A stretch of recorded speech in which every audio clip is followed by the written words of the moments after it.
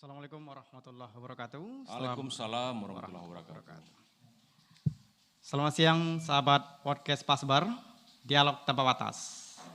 Edisi hari Jumat 4 Oktober 2024, kami kembali dengan informasi terbaru untuk sahabat Pasaman Barat tentunya.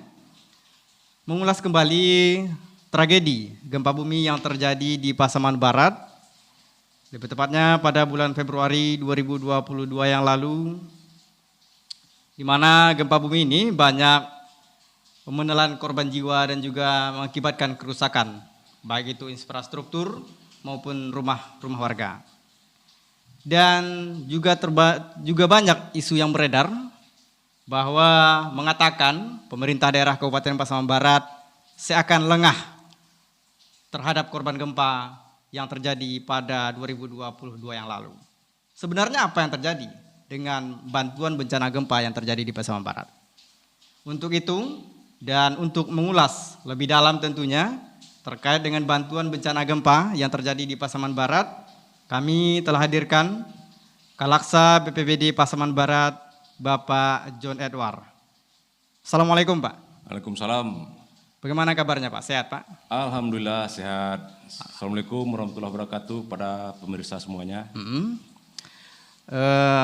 Begini Pak, seperti yang saya sampaikan di awal tadi, Ya. bahwa pada tahun 2022 yang lalu, Pasaman Barat mendapat musibah bencana gempa bumi, dan sampai saat ini masih berlangsung, baik itu mungkin pembangunan, bencana dan lainnya. Bagaimana Pak sebenarnya tragedi gempa bumi ini terjadi dan sudah sejauh mana Pasaman Barat berperan atau menyelesaikan permasalahan gempa bumi ini Pak? Mungkin bisa dijelaskan kepada kami Pak. Ya, terima kasih. Kami John Edward ST, Kepala BPBD Pasaman Barat. Tentunya kita bersyukur kepada Allah SWT pada sampai saat ini kita masih dalam keadaan sehat-sehat semua. Terkait dengan podcast kita hari ini, memang terjadi gempa bumi di Kabupaten Pasaman Barat, yaitu di wilayah Kecamatan Talamau, Kecamatan Pasaman dan Kecamatan Kinali pada tanggal 25 Februari tahun 2022.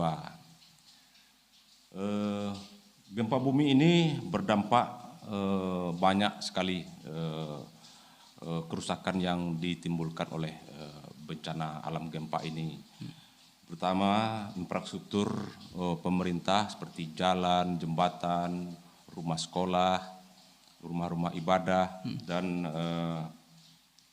tak kalah pentingnya rumah-rumah masyarakat yang sangat banyak sekali terdampak bencana alam ini.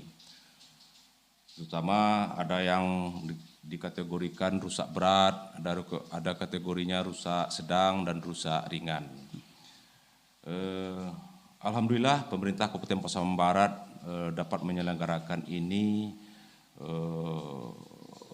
secara simultan, yang antara lain dengan anggaran yang kita ajukan ke BNPB. BNPB alhamdulillah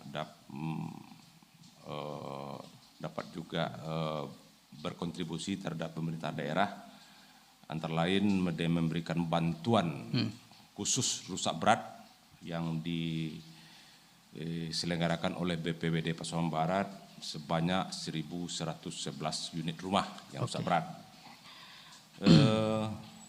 Dan infrastruktur lainnya seperti banyak sekali waktu itu yang berdatangan, seperti ada juga dari NGO dan juga ada waktu itu bantuan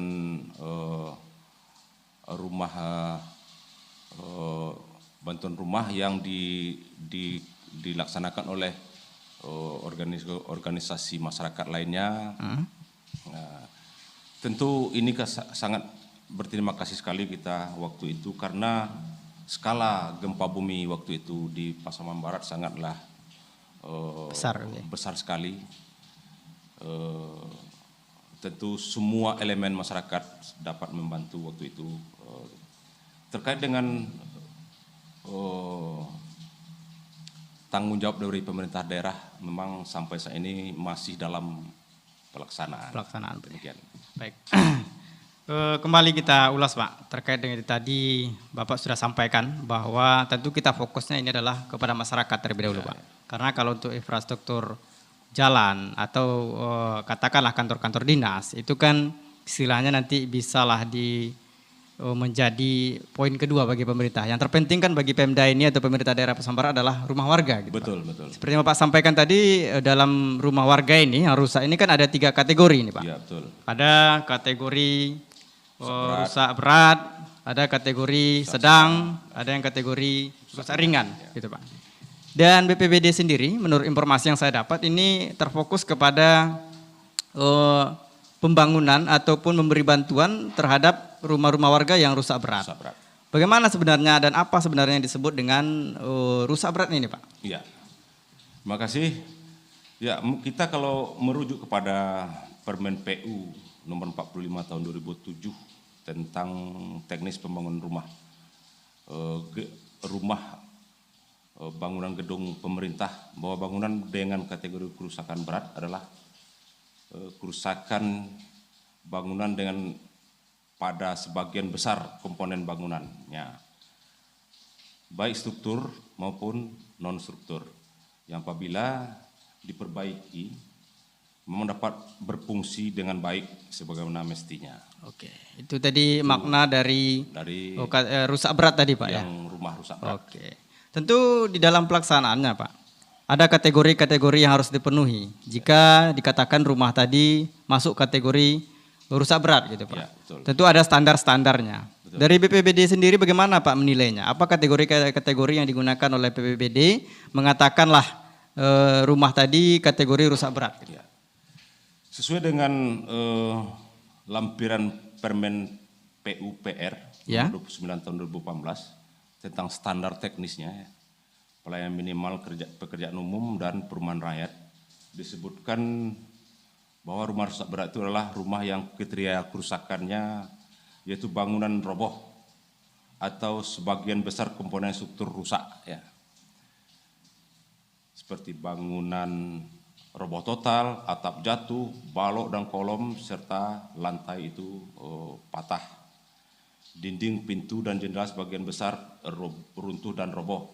Sebagian besar langit-langit runtuh, instalasi listrik rusak total. Itu yang dikatakan kategori rusak berat tadi.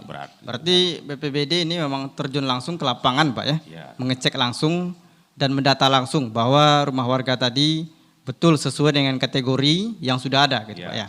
Oke. Kita lanjutkan Pak. Tentu yang namanya bantuan ini Pak, tentu ada jenis-jenisnya Pak. Untuk masyarakat yang mengalami rumahnya rusak berat ini Pak, karena kan BPBD fokusnya kepada rusak berat ini Pak. Ya. Apa saja jenis bantuan yang diberikan atau yang didapatkan oleh korban gempa itu Pak?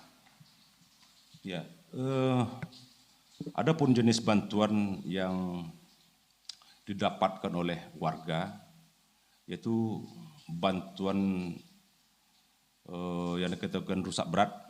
Kami BPBD Kabupaten Pasaman Barat itu diberi amanah oleh BNPB menyelenggarakan bantuan ini dengan kategori rusak berat, yaitu berupa bantuan stimulan untuk keperbaikan rumah kembali bersumber dari dana siap pakai BNPB. Jadi dengan hasil survei waktu itu, hasil survei waktu pendataan awal waktu itu, kita melibatkan Dinas PUPR, Dinas Perkim di daerah pemerintah Kabupaten Pasaman Barat, dan juga tidak kalahnya dari Inaris yang ditunjuk oleh BNPB waktu itu, dan menghimpun data itu semuanya menjadikan sebuah database untuk akan diajukan anggaran bantuannya sesuai dengan kategorinya masing-masing. Demikian. Jenis bantuannya itu Pak, apakah dalam bentuk berupa uang atau dalam bentuk berupa apa ini Pak? Oh ya. Kalau untuk kategori rusak berat tadi Pak, atau mungkin dibangunkan rumahnya oleh BPBD atau bagaimana itu Pak? Ya, adapun jenis bantuan atau bentuk bantuan yang diberikan kepada masyarakat tersebut berupa fisik bangunannya. Oke. Fisik bangunan, tidak uang tunai. Jadi uang yang kita sampaikan itu kepada masyarakat itu sudah di rekening masyarakatnya masing-masing. Ketika pelaksanaan bangunan rumah itu selesai dibangun sesuai dengan tahapannya, dibukakan blokir rekening itu kepada yang si penerima yang bersangkutan. Sesuai dengan tahapan, apakah itu tahap 1 atau tahap 2 sampai tahap 100%-nya. Dan itu ada berupa bentuknya, ada yang swakelola mandiri, dikerjakan oleh si penerimanya sendiri dengan membiayai sendiri. Ketika selesai bangunannya diganti uangnya oleh BPBD. Ada juga dengan menggunakan kerjasama dengan aplikator. Aplikator seperti Domus gitu, melaksanakan rumah itu dengan persetujuan si penerimanya. Bahwasanya si aplikator melaksanakan pembangunan tersebut. Masyarakat penerima bantuan itu menerima hasil bangunan yang sudah dibangun tersebut dengan persetujuan si penerima, si aplikator menarik